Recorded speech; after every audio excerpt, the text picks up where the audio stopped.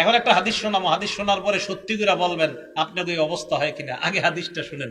সহিহ বুখারী হাদিস নাম্বার 608 নম্বর হাদিস। এই হাদিসের বর্ণনাকারী আবু হুরায়রা রাদিয়াল্লাহু তাআলা আনহু, তিনি বলেন, আন আবি হুরায়রা রাদিয়াল্লাহু তাআলা আনহু قال قال رسول الله صلى الله عليه وسلم إذا نودي للصلاة أدبر الشيطان وله ضرات। আজান যখন দেওয়া হয় শয়তান পিছনের রাস্তায় হাওয়া ছাড়তে ছাড়তে পালায়। সুবহানাল্লাহ। হাত্তা লা ইয়াসমা'আত তাযীন, এমন দূরত্বে চলে যায় যে দূরে গেলে আর আজান শোনা যায় না। এই জন্য মাইকের আজানের আওয়াজ যত দূরে যাবে শয়তান এই পরিমাণ দূরে চলে যায় যেন আর আজানের আওয়াজ শোনা না যায়। এরপরে দেখেন, হাত্তা ইযা কাদান নিদা, মুয়াজ্জিন সাহেব যখন আজান শেষ করে, আকবালা, শয়তান আবার আইসা মসজিদের আশেপাশে ঘুরতে থাকে আর মুসল্লিদের অপেক্ষা করতে থাকে, আসো মুসল্লিরা আসো। হাত্তা ইযা সুওয়িবা বিসসালাহ, এরপর যখন আজান ইকামত দেওয়া হয়, কি ইকামত দেওয়া হয় না, আদবারা, শয়তান আবার পালায়। হাত্তা লা ইয়াসমা'আত তাসবিহ, ইকামত যেন শোনা না যায় এই দূরত্ব পালায় যায়।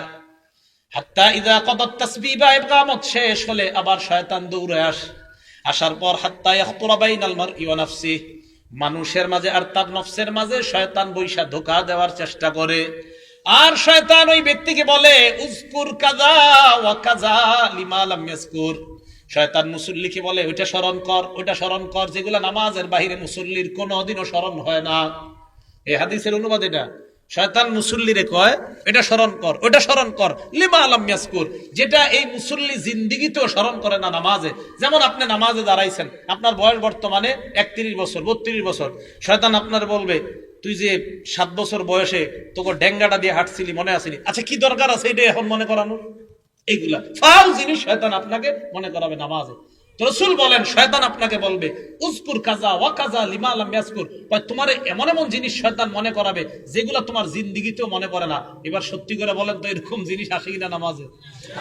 নামাজে দেখবেন যত আজগুবি, আপনার নামাজে মনে হবে আমি যদি বিল ক্লিনটন হইতাম, আচ্ছা কি দরকার আছে আপনার এটা মনে হওয়ার? এইগুলা শয়তান আপনাকে নামাজে এরকম মনে করাবে। তো রাসূল আকরাম সাল্লাল্লাহু আলাইহি সাল্লাম বলেন, শয়তান আজান শুনলে পালায়। তাহলে বলেন তো, যে জিনিসের মাধ্যমে শয়তানকে দৌড়ের উপর রাখা যায়, এই আমলটার নাম কি? আজান। সবাই বলেন এই আমলের নাম কি? তো আমরাও চাই না, আমরাও ইনশাল্লাহ একদিন আমাদের এই অস্ত্র দিয়া শয়তানকে দৌড়ের উপর রাখবো। কারা কারা চাই ইনশাল্লাহ? তাহলে অন্তত জীবনে একদিন হলে আজান দিয়েন, যেন আপনার আজানে শয়তান দৌড়ের উপর থাকে, আল্লাহরে বলতে পারো, আল্লাহ ওরে একদিন দৌড়ের উপর আমি রাখছি। এখন কথা হলো, শয়তান আজান শুনলে কেন পালায়? 2 কারণ। বলেন কয় কারণ? হ্যাঁ, মনে রাখবেন। 1 নাম্বার, শয়তান আজান শুনলে পালায়, এই কারণে পালায়, হাত্তা লা ইয়াশহাদা লিল মুআজ্জিন ইয়াউমাল কিয়ামাহ, শয়তান যেন কিয়ামতের ময়দানে মুআজ্জিনের পক্ষে সাক্ষী না দেয়, তাই শয়তান পালায়। হাদিসে আসছে, আজান যেই শুনবে সেই সাক্ষী দিবে। তো শয়তান যদি শুনে ও তো সাক্ষী দিতে হবে, তাই শয়তান পালায়া যায় যেন মুয়াজ্জিনের পক্ষে আল্লাহর কাছে সাক্ষী দেওয়া না লাগে। 1 নাম্বার এই কারণে পালায়। 2 নাম্বার, শয়তান পালায়, ইবনে হাজার আসকালানী রাহমাতুল্লাহি আলাইহি বুখারী শরীফের ব্যাখ্যা গ্রন্থ লেখছে ফাথুল বারী 2 নম্বর খণ্ড 87 নম্বর পৃষ্ঠায় উনি লেখেন, লিআন্নাল আযানা দুআউন ইলাস সালাতিল মুশতামিলা, কেননা আজান এমন এক আহ্বান, যে আহ্বান মানুষকে নামাজের দিকে ডাকে। এমন নামাজ, যে নামাজ মুশতামিলাতুন আলা সুজুদিল্লাযী আবাহ, যেই নামাজের মধ্যে সেজদা আছে, আর ওই সেজদা শয়তান অস্বীকার করেছে আল্লাহর সামনে। আল্লাহ বলছিল উসজুদু লি আদম, শয়তান সেজদা করে নাই। আল্লাহ বলছে শয়তানকে, ইবলিসকে বলছে উসজুদু লি আদম, আদমকে সেজদা করো, ইবলিস সেজদা করে নাই। বলেন তো, মুয়াজ্জিন আজান দিলে আমরা যে ইবাদত করতে যাই, এটার নাম কি? নামাজ। নামাজের মধ্যে সেজদা আছে না নাই? তো যেই নামাজে সেজদা আছে, এমন নামাজের আহ্বান শয়তান এই জন্য শুনতে চায় না যে তোরা এমন এক কাজ করবি একটু করে সেজদা, যে সেজদা অস্বীকার করার কারণে আল্লাহ আমারে জান্নাত থেকে বের করছে। আমি এমন আজান শুনতে চাই না, তাই শয়তান আজান শুনলে পালায়া যায়, যেন ও আপনার আর আমার বন্ধু না হয়। কারণ ও তো সেজদা অস্বীকার করে, আমরা সেজদা স্বীকার করি, ও অস্বীকার করার জন্য পালায়া যায়। এই 2 কারণে শয়তান পালায়। 1 নাম্বার, কিয়ামতের ময়দানে যেন সাক্ষী দেওয়া না লাগে। 2 নাম্বার, নামাজের যে সেজদা, এই সেজদা তো শয়তান অস্বীকার করে আর আমরা স্বীকার করি, শয়তান পালায় এই কারণে। মুয়াজ্জিন তুমি যে নামাজের দিকে ডাকতেছো, আমি তো এই নামাজ স্বীকারই করি না, তাই আমি শুনতেও চাই না, তাই শয়তান পালায়। মনে থাকবে শয়তান কেন পালায়? আল্লাহ আমাদেরকে মনে রাখার তৌফিক দান করে। 5 নাম্বারটা মন দিয়ে শুনেন। মুয়াজ্জিন সাহেবের আজান যতটুকু পরিমাণ যায়, মুয়াজ্জিনের আজান যতটুকু পরিমাণ যায়, জিন ইনসান ওয়ালা কুল্লু শাইইন যত জিনিস শুনে সবাই মুয়াজ্জিনের পক্ষে কিয়ামতের ময়দানে সাক্ষী দিবে। বুখারী শরীফের 609 নম্বর হাদিস। এই হাদিসের মধ্যে আবু সাঈদ খুদরি রাদিয়াল্লাহু তাআলা আন এক ব্যক্তিকে ডাক দিয়ে বললেন, ইন্নী আরাকা তুহিব্বুল গনামা ওয়াল বাদিয়া, আমি দেখতেছি তুমি বন জঙ্গল এবং রাখালগিরি করা অনেক পছন্দ করো। এই কথা শোনার পর ওই ব্যক্তি বললেন, হ্যাঁ, রাখালগিরি করা এটা আমার অনেক পছন্দ, বন জঙ্গল আমার অনেক পছন্দ। আবু সাঈদ খুদরি বললেন, ফাইদা কুনতা ফি গনামিকা আও বাদিয়াত, তুমি যখন রাখালগিরি করবা অথবা বন জঙ্গলের মধ্যে থাকবা, ফাযানতা লিস-সালাহ, নামাজের জন্য যখন আজান দাও, ফারফা সাওতাক, তোমার আজানের আওয়াজটা উঁচু করবা। ওই ব্যক্তি বলেন, আজানের আওয়াজ উঁচু করব কেন? আবু সাঈদ খুদরি বলেন, ফাইন্নাহু লা ইয়াসমাউ মাদা সাওতিল মুআজ্জিনি জিন্নুন ওয়ালা ইনসুন ওয়ালা শাইউন ইল্লা শাহিদা লাহু ইয়াউমাল কিয়ামাহ, কেননা মুয়াজ্জিনের আজানের আওয়াজ জিন ইনসান এবং যারাই শুনতে পায় কিয়ামতের ময়দানে আল্লাহর কাছে মুয়াজ্জিনের পক্ষে সাক্ষী হয়ে যায়। তুমি আজান বন জঙ্গলে দিলেও উঁচু আওয়াজে দিবা। কেন দিবা? তোমার আজানের আওয়াজ যত মানুষ, যত জিন যারাই শুনবে তারাই কিয়ামতের ময়দানে সাক্ষী দিবে। এখন আমি আপনাদেরকে বলতে চাই, আমার পক্ষে কিয়ামতের ময়দানে জিন ইনসান এবং প্রচুর পরিমাণ সাক্ষী হোক, এটা আমরা সবাই চাই কি চাই না? এই জন্য মসজিদে আজান দিবেন, আজানের আওয়াজ যত দূরে যাবে, যারা আপনার আজানের আওয়াজ শুনবে কিয়ামতের ময়দানে আল্লাহর কাছে বলবে, আল্লাহ এই ব্যক্তির আজানের আওয়াজ আমরা শুনছি, আমরা তার মাগফিরাতের পক্ষে আপনার কাছে সাক্ষী দিলাম।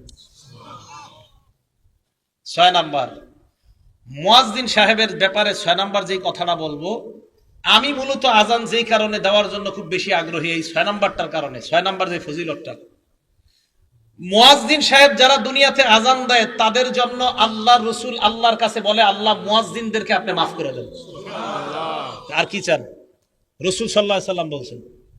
আবু দাউদ শরীফের 517 নাম্বার হাদিস, عن أبي هريرة رضي الله تعالى عنه قال قال رسول الله صلى الله عليه وسلم, আবু হুরায়রা রাদিয়াল্লাহু তাআলা আনহুর বর্ণনা, আল্লাহ নবী বলেন, আল ইমামু যামিন, ইমাম হলো জিম্মাদার, ওয়াল মুআজ্জিনু মু'তামান, মুয়াজ্জিন হলো আমানতদার। নবীজি বলেন, আল্লাহুম্মা আরশিদিল আইম্মা, আল্লাহ দুনিয়ার সমস্ত ইমামদেরকে তুমি পথ প্রদর্শন করো, পথ প্রদর্শন করো, সঠিক পথে তুমি পরিচালনা করো, সঠিক পথ দেখায় দাও দুনিয়ার সব ইমাম সাহেবদেরকে। এরপর নবী বলেন, ওয়াগফির লিল মুআজ্জিনিন, মাবুদ দুনিয়ার মধ্যে আমার যত উম্মত আজান দেয় তাদের জন্য আমি তোমার কাছে বললাম, সমস্ত মুয়াজ্জিনদেরকে তুমি মাফ করে দাও। তাহলে আপনি আল্লাহ রসুলের দোয়া পাবেন, যে রসুল সাল্লাল্লাহু আলাইহি সাল্লাম মুয়াজ্জিনের জন্য আল্লাহর কাছে বলছে, আল্লাহ আপনি দুনিয়ার সব মুয়াজ্জিনদেরকে মাফ করে দেন। আমি আপনাদের কাছে জানতে চাই, এর চেয়ে বড় আর দোয়া কি চান? যে রাসূল সাল্লাল্লাহু আলাইহি সাল্লাম যারা আজান দেয় তাদের জন্য দোয়া করে বলে, আল্লাহ মুয়াজ্জিনদেরকে আপনি মাফ করে দেন। তাহলে বলেন, আমরা সবাই ইনশাআল্লাহ আজান দিতে রাজি আছি তো? ইনশাআল্লাহ। আল্লাহ আমাদেরকে আমলটা করার তৌফিক দান করেন। 7 নাম্বার, আগে বলছি কি, মুয়াজ্জিনের আজান জিন ইনসান যারা শোনে তারা আল্লাহর কাছে সাক্ষী দিবে। 7 নাম্বার ফজিলত, মুয়াজ্জিনের আজানের আওয়াজ যত দূর পরিমাণ যায় ওই পর্যন্ত শুষ্ক এবং ভিজা যত বস্তু আছে সমস্ত বস্তু কিয়ামতের মাঠে আল্লাহর কাছে সাক্ষী দিবে। শুধু তাই না, মুয়াজ্জিনের আজান যেই পরিমাণ দূরে যায় ওই পরিমাণ, মানে এরকম লম্বা পরিমাণ পর্যন্ত তার গুনাহ মাফ করে দেওয়া হয়। দলিল আবু দাউদ শরীফ 515 নাম্বার হাদিস। এই হাদিসের বর্ণনাকারীও আবু হুরায়রা রাদিয়াল্লাহু তাআলা আনহু। عن أبي هريرة رضي الله تعالى عنه قال قال رسول الله صلى الله عليه وسلم, আবু হুরায়রা রাদিয়াল্লাহু তাআলা আনহুর বর্ণনা, আল্লাহ নবী বলেন, আল মুআজ্জিনু ইগফারু লাহু মাদা সাওতিহি, মুয়াজ্জিন যখন আজান দেয় ইউগফারু লাহু মাদা সাউতিহি, তার আযানের আওয়াজ যে পরিমাণ দূরে যায় ওই পরিমাণ পর্যন্ত তাকে ক্ষমা করে দেওয়া হয়। আযান জোরে দিবেন, যদি মাইক না থাকে, কারেন্ট না থাকে তো জোরে দিবেন। আগের দিনে মুরব্বীরা আযান দিলে 2-3 মাইল দূর থেকে শোনা যেত। এখন আমরা খানা খাদ্যে সব ভেজাল ঢুকছে, আওয়াজও কম, আযানের অত আওয়াজও হয় না। আর দালান কোঠায় এত বাড়ছে যে আযানের আওয়াজ এখন দূরেও যায় না। রাসূল সাল্লাল্লাহু আলাইহি সাল্লাম বলেন, মুয়াজ্জিনের আযানের আওয়াজ যেই পরিমাণ দূরে যায় ওই পরিমাণ দূরত্ব পরিমাণ আল্লাহ তার জিন্দেগীর গুনাহ মাফ করে দেয়। এবার কি বলে দেখেন, ওয়ায়াশহাদু লাহু কুল্লু রাতবিন ওয়া ইয়াবিস, যত শুষ্ক, ভিজা, তাজা এবং শুষ্ক যত বস্তু আছে সমস্ত বস্তু কিয়ামতের ময়দানে মুয়াজ্জিনের পক্ষে আল্লাহর কাছে সাক্ষী দেবে। তাহলে আমরা আযান দিব ইনশাআল্লাহ। এই 7। 8 নাম্বারটা শুনেন, নাসাই শরীফের 666 কত হইল? 666 কত হয়? 666 নাম্বার হাদিস। কত? 666 কত হয়? 666 নাম্বার হাদিস। এই হাদিসের বর্ণনাকারীর নাম উকবা ইবনে আমির রাদিয়াল্লাহু তাআলা আন। তিনি বলেন, সামিআতু রাসূলুল্লাহি সাল্লাল্লাহু আলাইহি ওয়াসাল্লাম ইয়াকুল, আল্লাহ নবীকে আমি বলতে শুনলাম, ইয়াজাবু রাব্বুকা মিন রাঈ গানামিন ফি রাসি শাজিয়াতিল জাবাল, তোমাদের কেউ যদি পাহাড়ের চূড়ায় যায়, চূড়ায় যাওয়ার পর যদি আযান দেয়, আযান দেওয়ার পর যদি নামাজ কায়েম করে, জোরে বলেন কোথায়? আরো জোরে। তোমাদের কেউ যদি পাহাড়ে যায়, যাওয়ার পর পাহাড়ে যদি আযান দেয়, এই পাহাড়ে যে ব্যক্তি যায় ওই রাখালকে দেখে আল্লাহ আশ্চর্য হয়ে যায়। সুবহানাল্লাহ। রাখাল পাহাড়ের উপরে গেছে, আল্লাহ তাকে দেখে আশ্চর্য হয়। কেন? ফায়ুআযযিনু লিস-সালাহ, নামাজের সময় হলে সে আযান দেয়। ওয়া ইউকিমুস-সালাহ, নামাজ কায়েম করে। ফায়াকুলুল্লাহ, আল্লাহ ফেরেশতাদেরকে বলে, উনজুরু ইলা আবদি হাযা, আমার এই রাখাল বান্দার দিকে তাকাও, পাহাড়ের উপর আসছে, আযান দিছে, নামাজ আদায় করছে, নামাজ কায়েম করছে। গফারতু লিআবদি, ফেরেশতারা তোমরা সাক্ষী থাকো, আমি আমার এই বান্দাকে মাফ করে দিলাম। ও আদখালতুহুল জান্নাহ, আমি আল্লাহ তাকে জান্নাতে প্রবেশ করায়া দিলাম। কোন ব্যক্তি পাহাড়ে গেছে, পাহাড়ে গিয়ে আযান দিছে, আযান দিয়ে নামাজ পড়ছে, আল্লাহ আশ্চর্য হয়ে যায়। রাখালকে দেখে আল্লাহ আশ্চর্য হয়। ইয়াজাবু রাব্বুকা মিন রাঈ গানাম ফি রাসি শাজিয়াতিল জাবাল, পাহাড়ের চূড়ায় শৃঙ্গে উঠে কোন রাখাল আযান দেয়, নামাজ কায়েম করে, তাকে দেখে আল্লাহ আশ্চর্য হয়ে ফেরেশতাদেরকে বলে, আমার বান্দা দেখো পাহাড়ের উপর আইসা আমারে ভুলে না, আযান দেয়, নামাজ কায়েম করে, ফেরেশতারা সাক্ষী থাকো, আমি তাকে মাফ করে দিলাম, আমি তাকে জান্নাতি বানায় দিলাম। সুবহানাল্লাহ। আযান দিবেন তো? 9 নাম্বার ফজিলত। এই জায়গায় আপনারা আযান দিছেন বা এখন মোটামুটি প্রায় সময় দেন কারা কারা? মাশাআল্লাহ, হাত নামান। 12 বছর যদি টানা আযান দেন, কয় বছর বলেন জোরে? কয় বছর? 12 বছর।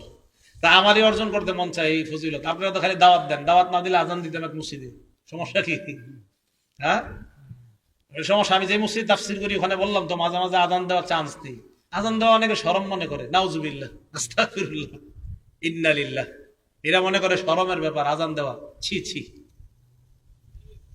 ইবনে মাজার 728 নাম্বার হাদিস।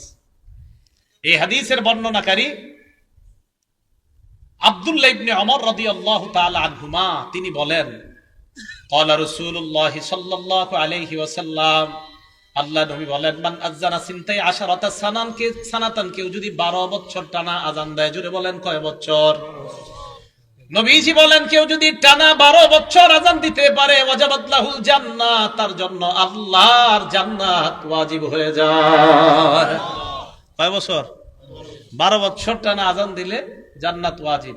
আযান দিবেন তো? আযানের ফজিলত সবাই সবাই, ইমাম সাহেবরাও চেষ্টা করেন, খতিব সাহেবরাও চেষ্টা করেন, উলামায়ে কেরাম যারা আছেন মাঝে মাঝে ফজিলত তো আমগো দরকার আছে। এই সাধারণ জনগণ লম্বা গলা দিয়ে আল্লাহর কাছ থেকে রহমত দিব, তা আমরা হুজুররা কি করবো? আমাদেরও দরকার আছে ফজিলত। 9 নাম্বার। 10 নাম্বার, এটা আজীব এক ফজিলত।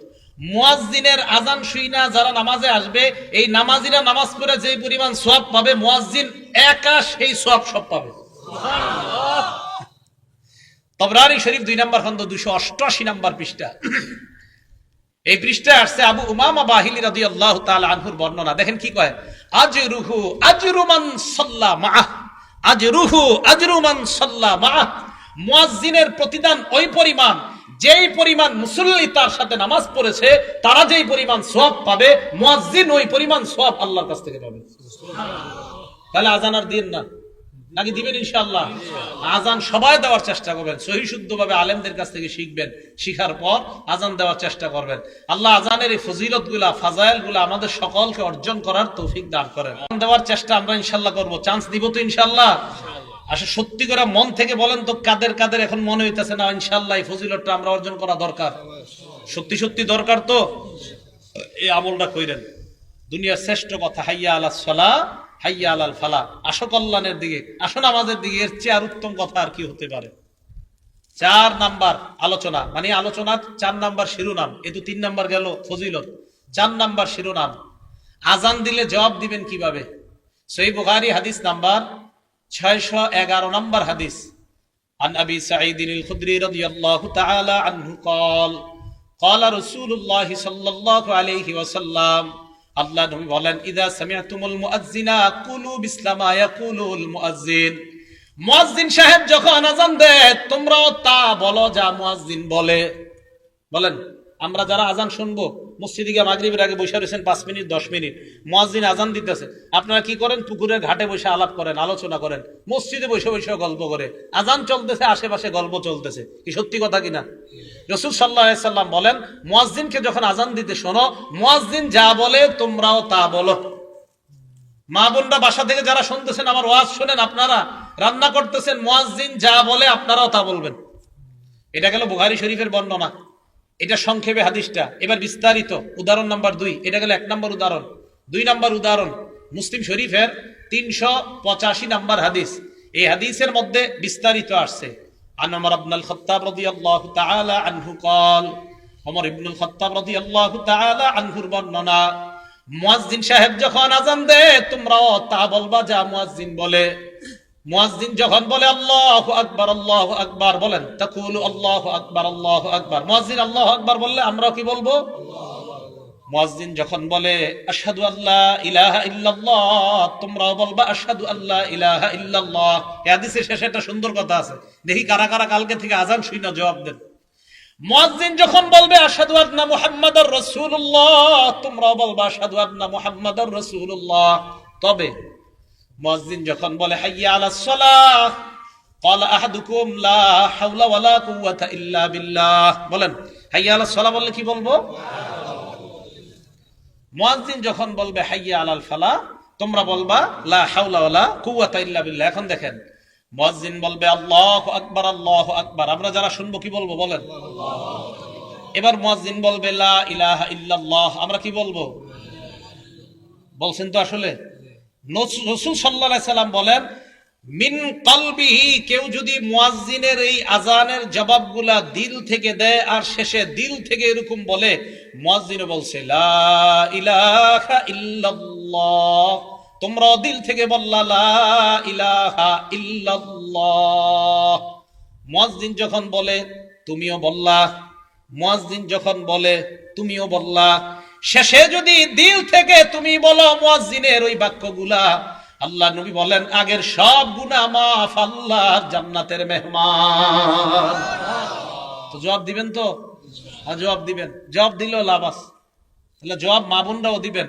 রান্না করার সময় জবাব দিবেন, ঝাড়ু দেওয়ার সময় আজানের জবাব দিবেন, সন্তান দুধ পান করছে আজানের জবাব দিবেন, আপনি কোনো কাজে আছেন, কাপড় ধুচ্ছেন, জোহরের নামাজের আজান হয়ে যাচ্ছে, আজানের জবাব দিবেন। ভাই কথাগুলো মনে থাকবে তো আমাদের ইনশাআল্লাহ? তাহলে আজানের জবাব দেওয়া, এগুলো 4 নাম্বার কথা। 5 নাম্বার, আজানের জবাব দিলাম, আজান শেষ হওয়ার পর আমরা কি বলবো? আজান যখন শেষ হবে তখন আমাদের কাজ। মুসলিম শরীফের 384 নাম্বার হাদিস, ক্বালা রাসূলুল্লাহ সাল্লাল্লাহু আলাইহি ওয়াসাল্লাম, ইযা সামি'তুমুল মুআদ্দিনা কুলু বিসলামা ইয়াকুলুল মুআদ্দিন সুম্মা সাল্লু আলাইয়া। মুয়াজ্জিনের আজানের জবাবগুলো দেওয়ার পর যখন লা ইলাহা ইল্লাল্লাহ বলবা, বলার পর সুম্মা সাল্লু আলাইয়া, আমার উপর দুরূদ পড়বা। বলেন, আজান শেষ হওয়ার পর প্রথম কাজ কি করা? সবাই বলেন কি করা? কোন দুরূদ পড়বেন? করেন আমার সাথে, আল্লাহুম্মা সাল্লি আলা মুহাম্মাদ ওয়া আলা আলি মুহাম্মাদ কামা সাল্লাইতা আলা ইব্রাহিমা ওয়া আলা আলি ইব্রাহিম। পারেন না সবাই? এই দুরূদটা পড়বেন তো ইনশাআল্লাহ? এই দুরূদটা পড়বেন তো ইনশাআল্লাহ। সেই বুখারীর বর্ণনা, সাহাবারা রাসূল সাল্লাল্লাহু আলাইহি সাল্লামকে বললেন, ইয়া রাসূলুল্লাহ, আপনাকে সালাম দেওয়ার নিয়ম জানি, আপনার উপরে দুরূদ পড়ব কিভাবে, আমাদেরকে একটু শিখিয়ে দেন। রাসূল বললেন, কুল্লু আল্লাহুম্মা সাল্লি আলা মুহাম্মাদ। ও সাহাবারা, তোমরা এই দুরূদটা পড়ো, যে দুরূদটা আমরা নামাজে পড়ি। যদি এত বড়টা পড়ার সময় না থাকে আপনার, শুধু এতটুকু বললে হবে, আল্লাহুম্মা সাল্লি আলা সাইয়্যিদিনা ওয়া মাওলানা মুহাম্মাদ। এতটুকু বলার পর আজানের দোয়াটা পড়বেন। যে কোনো একটা দুরূদ পড়বেন, পড়ার পর কি করবেন, আজানের দোয়াটা পড়বেন। বাকি আমি আজানের জবাব দেই এই দুরূদটা পড়া, যে দুরূদটা সহিহ বুখারীতে পাওয়া গেছে। আজান মানে আমরা নামাজে যে দুরূদটা পড়ি, তাহলে এই দুরূদ পড়া প্রথম কাজ। মা বোনরাও মনে রাখবেন, আজানের জবাব দিলেন, জবাব দেওয়ার পর প্রথম কাজ দুরূদ শরীফ পড়া। দুরূদ শরীফ পড়ার পর এরপর রাসূল বলেন দোয়াটা পড়বা, সুম্মা সালুলি আল্লাহ আল ওয়াসিলা। দোয়ার মধ্যে আমার জন্য তোমরা ওসিলা তালাশ করবা। বলেন কি তালাশ করবা? আল্লাহ ওসিলা। ফাইন্নাহা মানজিলা। দোয়ার মধ্যে যে ওসিলা তোমরা বলো, এই ওসিলাটা মানজিলাতুন ফিল জান্নাহ। এই ওসিলাটা হলো জান্নাতের একটা জায়গার নাম। সুবহানাল্লাহ। ওসিলা জান্নাতের একটা জায়গার নাম, একটা মঞ্জিলের নাম। বলেন ওসিলা কিসের নাম? সবাই বলেন তো, জান্নাতের একটা মঞ্জিলের নাম কি? ওসিলা। রাসূল বলেন, লা তামবাগি লিআবদিন মিন ইবাদিল্লাহ। রাসূল সাল্লাল্লাহু আলাইহি সাল্লাম বলেন, লা তামবাগি ইল্লা লিআবদিন মিন ইবাদিল্লাহ। আল্লাহর একজন বান্দা ছাড়া কেউ এই ওসিলা নামক জায়গায় যেতে পারবে না। ও আরজু আন আকুনা আনা হুয়া। আমি আশাবাদী আল্লাহর ওই বান্দাটা আমি হব। রাসূল সাল্লাল্লাহু আলাইহি সাল্লাম বলেন, তোমরা আমার জন্য ওসিলা চাইবা। ওসিলা মানে জান্নাতের একটা মঞ্জিলের নাম। আল্লাহর কাছে বলবা, আল্লাহ নবীরে তুমি ওই ওসিলাটা দান করো। শোনো আমার উম্মত, ওসিলা জান্নাতের এমন একটা জায়গা, যেই জায়গাটা দুনিয়ার একজন মাত্র বান্দা সেখানে যেতে পারবে।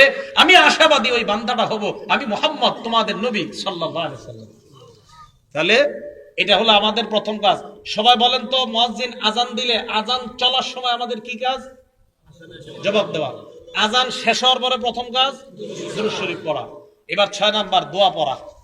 দোয়াটা কিভাবে পড়বো আমরা? বুখারী শরীফে আছে, মন দিয়ে শুনেন। দোয়াটা আপনারা এটা পড়েন না অন্যটা পড়েন, মন দিয়ে শুনবেন। বুখারী শরীফের 614 নাম্বার হাদিস। রাসূল সাল্লাল্লাহু আলাইহি সাল্লাম বলেন, আজান শোনার পর দুরূদ পড়ার পর তোমরা পড়বা, আল্লাহুম্মা রাব্বা হাযিহিদ দাওয়াতিত তাম্মাহ ওয়াস সালাতিল কাইমাহ আতি মুহাম্মাদানিল ওয়াসিলা আতি মুহাম্মাদানিল ওয়াসিলা। আল্লাহ মুহাম্মদ সাল্লাল্লাহু আলাইহি সাল্লামকে আপনি ওসিলা দান করেন, ওয়াল ফাজিলা ওয়া বা'সু মাকামাম মাহমুদান আল্লাযী ওয়া'আদতা। এরপরে ইন্নাকা লা তুখলিফুল মিয়াদ নাই এখানে। এলে বলছি কি করেন? বুখারীর 614 নম্বর হাদিস, ইন্নাকা লা তুখলিফুল মিয়াদ নাই। খোলেন, নুসকা খোলেন, নাই। তাহলে কোত্থেকে আসছে এটা? ইন্নাকা লা তুখলিফুল মিয়াদটা কোত্থেকে আসছে? হ্যাঁ আছে, বাইহাকী শরীফের 296 নম্বর হাদিস থেকে আইনা এখানে এটা লাগানো হয়েছে। সুবহানাল্লাহ। তাহলে ইন্নাকা লা তুখলিফুল মিয়াদ এটা বুখারীর 614 নম্বর হাদিসে নাই। এই ইন্নাকা লা তুখলিফুল মিয়াদটা লাগানো হয়েছে বাইহাকী শরীফের 296 নম্বর হাদিস থেকে এনে। তাহলে পুরো দোয়াটা কমপ্লিট। বুখারীর দোয়া শুধু এতটুকু, ওয়া বা'সু মাকামাম মাহমুদান আল্লাযী ওয়া'আদতা, বাস এতটুকু। ইন্নাকা লা তুখলিফুল মিয়াদ বাড়তি অংশটা আছে বাইহাকী শরীফের 296 নম্বর হাদিসে। তাহলে টোটালটা পাইলাম আমরা। আরেকটা অনেকে বলে, দেশ গ্রামের মানুষ অনেকে, আপনারা ওয়ারজুকনা শাফাআতাহু ইয়াউমাল, এটা আবার কই বললেন? হ্যাঁ, এইটা বানান। বলেন এটা কি? রাসূলের সুপারিশ তো অবশ্যই আল্লাহর কাছে চাইতে হবে। রাসূলের সুপারিশ তো আমরা চাই না আল্লাহর কাছে? অবশ্যই চাই। আপনারা কি চান না? রাসূল সাল্লাল্লাহু আলাইহি ওয়াসাল্লামের সুপারিশ আমাদের সকলের দরকার আছে না? অবশ্যই দরকার আছে। রাসূলের সুপারিশ করার জন্যই তো আল্লাহ রাসূল সাল্লাল্লাহু আলাইহি ওয়াসাল্লাম আল্লাহর কাছে দোয়া করছে, লিকুল্লি নাবিয়্যিন দাওয়াতুন মুস্তাজাবা। প্রত্যেক নবীর স্পেশাল একটা দোয়া আছে, ইয়াদউ বিহা ফায়ুস্তাজাবু লাহ। সহিহ মুসলিম, সহিহ ইবনে হিব্বান উভয় কিতাবে আসছে। প্রত্যেক নবী ওই দোয়াটা করবে, ফায়ুতা বিহা। ওই দোয়া দুনিয়াতে দিয়ে দেওয়া হয়েছে। ওয়া ইন্নী ইখতাবাতু দাওয়াতি শাফাআতান লিউম্মতি ইয়াউমাল কিয়ামা। আমি আমার দোয়াটা করি নাই, আমার দোয়াটা আমার উম্মতে কিয়ামতের মাঠে সুপারিশ করার জন্য রাইখা দিছি আমি। সুবহানাল্লাহ। সুপারিশ সবার দরকার আছে না? আছে। কোন জায়গায়? যে জায়গায় নবী শিখাইছে ওই জায়গায়। কিন্তু এই আজানের এই দোয়ায় তো অর্জুকনা শাফাআত নবী যে আমাদেরকে শিখায় নাই, তাই আমরা বলবো না, আলাদা দোয়া করবো আমরা। ভাই মনে থাকবে তো? তাহলে আল্লাহুম্মা রাব্বা হাযিহিদ দাওয়াতিত তাম্মাহ ওয়াস সালাতিল কাইমাহ আতি মুহাম্মাদানিল ওয়াসিলাতা ওয়াল ফাযিলা ওয়া বা'আথহু মাকামাম মাহমুদান আল্লাযী ওয়া'আদতা। বাইহাকীর 296 নম্বর হাদিস, ইন্নাকা লা তুখলিফুল মিয়াদ। এই হলো আপনার আজানের দোয়া। রাসূল বলেন এই দোয়াটা যারা পড়বে, বলেন এই দোয়াটা সবাই বলেন তো, যারা হাল্লাত লাহু শাফাআতি ইয়াউমাল কিয়ামা, তাদের জন্য সুপারিশ করা কিয়ামতের ময়দানে আমার জন্য ওয়াজিব হয়ে যাবে। সুবহানাল্লাহ।